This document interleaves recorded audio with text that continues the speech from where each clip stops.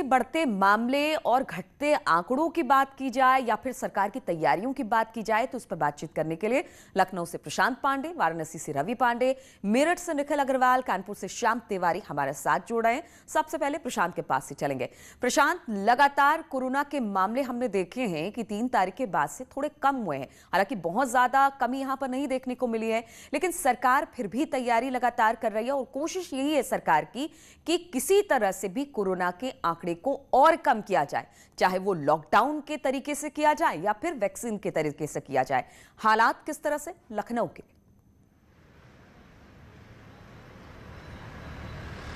निश्चित रूप से अगर बात करें राजधानी लखनऊ में थोड़ी राहत की बात जरूर है कि डीआरडीओ शुरू हो गया है और उसी को अगर कड़ी में देखा जाए तो उसके बाद में आंकड़ों में थोड़ी सी गिरावट आई है। लेकिन अगर बात करें, लोग अभी भी मानने को तैयार नहीं। इस समय हम राजधानी लखनऊ के पॉलिटेक्निक चौराहे पर हैं। जैसे जैसे सरकार लॉकडाउन बढ़ा रही है, लोग अपने घरों को ओर निकल रहे हैं। ये वो चौराहा है जो ज्यादातर पूर्वांचल की ओर निकलता है, वहीं साथ ही साथ देवीपाटन, गोंडा, बलरामपुर और बहराइच के लिए यहाँ से निकलता है। लोग अपने घरों से निकल चुके हैं और बराबर निकलने की तैयारी कर रहे हैं। ऐसे में सरकार के द्वारा लॉकडाउन का पालन तो कराया जा रहा है, लेकिन यहां पर भी आप देख सकते हैं कोई भी पुलिस वाले मौजूद नहीं है। लोग हैं, बिना मास्क के ज्यादातर लोग नजर आ रहे हैं और मौके पर इतने बड़े चौराहे पर भी यहां पर पुलिस का एक भी व्यक्ति नहीं है। ऐसे में लोग भी अपनी मनमानी पर हैं। कोरोना के जिस तरीके से आंकड़े बढ़ रहे हैं, लोग मानने को भी तैयार नहीं है।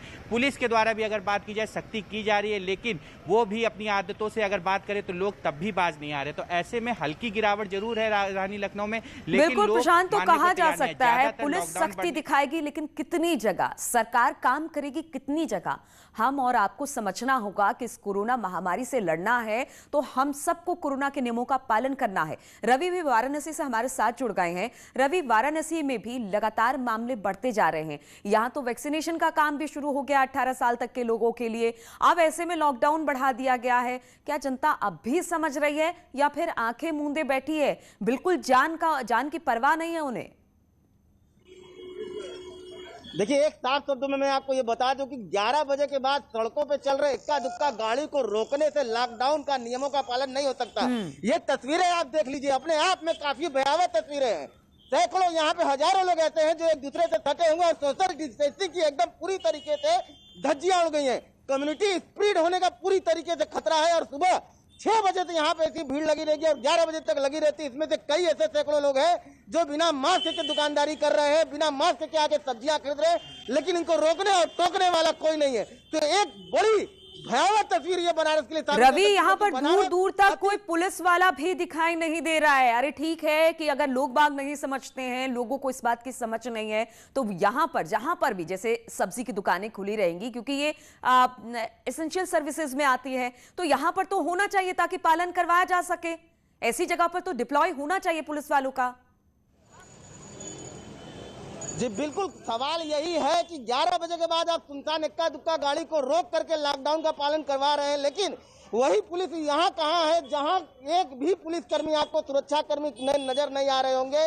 लोगों को समझाने वाले नजर नहीं आ रहे हैं कि भाई आप मास्क लगाइए, भीड़ को अलग करिए, एक सोशल डिस्टेंसिंग के साथ दुकानदारी करिए, सब्जियां बेचिए। बिल्कुल, तो ये तस्वीर जो है ना वो बहुत डराने वाली है, वो बहुत डराने वाली है रवि, और हम आपको सबको समझना होगा। स्थिति बहुत भयानक हो चली है और ऐसे में भगवान ना करे कि किसी को अस्पताल का मुंह देखना पड़े, इसलिए सोशल डिस्टेंसिंग का पालन करें और जो भी कोरोना के महामारी के नियम तय किए गए हैं उसको आप जरूर निभाएं। निखिल भी मेरठ से हमारे साथ हैं। निखिल, अगर मेरठ की बात की जाए तो यहाँ पर क्या स्थिति है? क्या यहाँ पर भी बाकी जगहों की तरह लोग धड़ल्ले से बाहर निकल रहे हैं? कोई परवाह नहीं कि चालान कटेगा तो कट जाए, लेकिन हम तो अपने हिसाब से चलेंगे। बिल्कुल, शायद मेरठ का यही मिजाज है कि लोग धड़ल्ले से बाहर निकल रहे हैं। जैसे जैसे लॉकडाउन बढ़ रहा है वैसे वैसे ही लोग अपने नियम कायदों को ताक पर रखकर सड़कों पर निकलते नजर आ रहे हैं। मैं आपको तस्वीरें दिखाना चाहूंगा। ये मेरठ की सब्जी मंडी है जहां पर आप देख सकते हैं सोशल डिस्टेंसिंग बिल्कुल तार तार हो चुकी है। काफी लोगों ने मुंह पे मास्क भी नहीं लगा रखा है और इसके अलावा जो भी गाइडलाइंस है, जो भी प्रोटोकॉल्स हैं, उनको तोड़कर यहाँ दुकानदारी हो रही है। यहीं लोग अपने सामान भी खरीद रहे हैं। लेकिन जिस तरीके से पुलिस और प्रशासन ने कहा था कि सोशल डिस्टेंसिंग के साथ सब्जी मंडी लगेंगी, कोरोना गाइडलाइन का पालन करेंगे, लेकिन ऐसे प्रशासनिक दावे सब फेल होते नजर आ रहे हैं। सरकार कर रही है, लेकिन ये आंदोलन सफल तब होगा, कोरोना पर जंग तब जीती जाएगी जब लोग समझेंगे। लेकिन आप लोग आपने इन सब्जी वालों से बात की कि भैया आप लोग, जगह बहुत ज्यादा है इस वक्त, क्योंकि गाड़ियां वाड़ियां चल नहीं रही है, दुकानें खुल नहीं रही है, तो थोड़ा सा डिस्टेंस के साथ अपनी आप रेडियां लगाएं। किसी तरह की बातचीत हुई? कुछ समझ रहा है आप कि कितना खतरनाक है ये इस वक्त? देखिए सब्जी वालों से जहां तक बातचीत करने की बात है, तो वो सब लोग यही कहते हैं कि दूसरा समझने को तैयार नहीं, तो हम कैसे समझे? ये बताएं कि आप लोग क्यों सोशल डिस्टेंसिंग का पालन नहीं कर रहे हैं? नहीं, हम तो कर रहे हैं सर। जो नहीं कर रहा उसको हम डांट भी देते हैं, मना करते हैं, ऐसी बात नहीं है। कर रहे हैं, हम तो सोशल डिस्टेंसिंग का पालन कर रहे हैं। आप देख सकते हैं कि यहाँ पे कुछ लोग करें कि हम कर रहे हैं सोशल डिस्टेंसिंग। बिल्कुल, कौन कर रहा है कौन नहीं कर रहा है वो पीछे की तस्वीर निखिल बता रही है। श्याम तिवारी भी कानपुर से हमारे साथ हैं। श्याम, अमूमन जो तस्वीरें जो हमारे तमाम सहयोगी थे उन्होंने दिखाया, स्थिति बहुत खराब है। सरकार कोशिश कर ले, पुलिस वाले कोशिश कर ले, लेकिन जब तक लोग नहीं समझेंगे तब तक ये कोरोना महामारी खत्म नहीं होगी। बिल्कुल, लोगों को ये समझना होगा कि उनके लिए सोशल डिस्टेंसिंग की जो बात की जा रही है वो उनके लिए है, लोग घरों में रहें ये उनके लिए कहा जा रहा है। हम आपको कानपुर का नज़ारा दिखाना चाहेंगे। हम सब्जी मंडी पर खड़े हैं, किस तरीके की यहाँ पर स्थिति बनी हुई है। आप देख सकते हैं कि सोशल डिस्टेंसिंग को तार-तार करते हुए यहाँ पर सब्जी बेची जा रही है।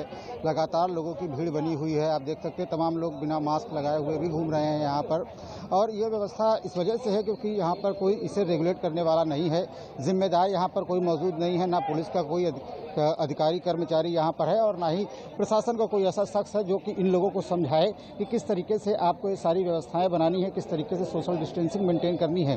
कानपुर की अगर बात की जाए तो जो सरकारी प्रयास है उसका असर निश्चित तौर पर देखने को मिल रहा है। कानपुर में जहां आंकड़े 2200 के आसपास पहुंच गए थे, तो पिछले 24 घंटे की अगर बात की जाए तो जो कोरोना संक्रमितों का आंकड़ा है वो 1000 के नीचे आ गया है। लेकिन जिस तरीके का ये नज़ारा है वो जरूर डराने वाला है कि बिल्कुल, इस तरह का जो नज़ारा है वो डराने वाला है। स्थितियां भयानक है, अगर हम अभी भी नहीं समझे तो और ज्यादा बुरा हो सकता है। और क्या है, सब्जी आपको लगातार मिलेगी, आप 1 घंटे देर से भी निकलेंगे, आप भीड़ छटने का इंतजार कीजिए, बाद में भी आपको सब्जियां मिलेंगी, लेकिन जान दोबारा वापस नहीं लौट सकती है। आप सभी का बहुत बहुत शुक्रिया हमारे साथ जुड़ने के लिए, और रुकेंगे छोटे से ब्रेक के लिए, फौरन हाजिर होते हैं।